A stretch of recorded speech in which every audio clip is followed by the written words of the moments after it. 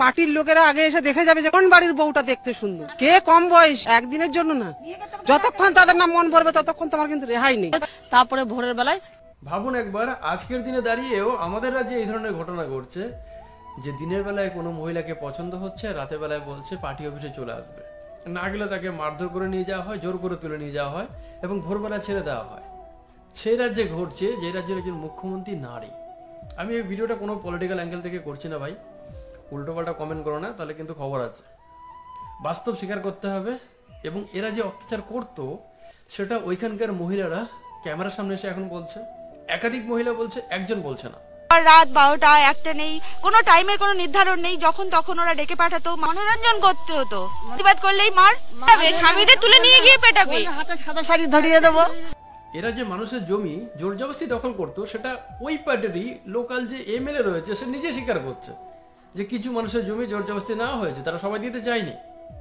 তো আমার কিছু বলার নেই এখানে, আমি একটাই কথা বলবো, জায়গা জমি গায়ের জোরে নিয়েছে, তারা বাড়ির মহিলাদেরকে গায়ের জোরে তুলে নিয়ে গিয়ে পার্টি অফিসে রেখে সারা রাত রেখেছে, বাকি কি করেছে বুঝতেই পারছেন।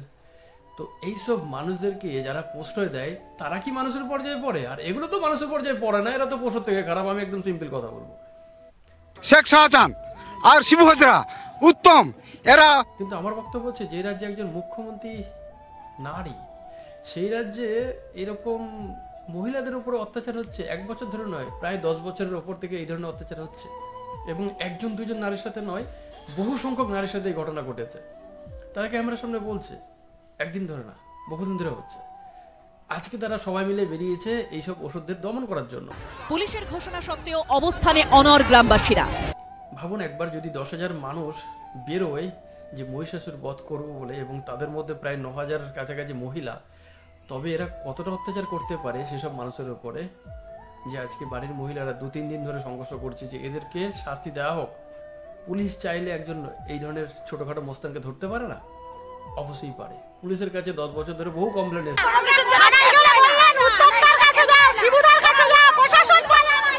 পরে মানুষ ভয়ে কমপ্লেন করা বন্ধ করে দিয়েছে, কেননা কমপ্লেন করলেই তাদেরকে মারধর করা হতো, অত্যাচার করা হতো।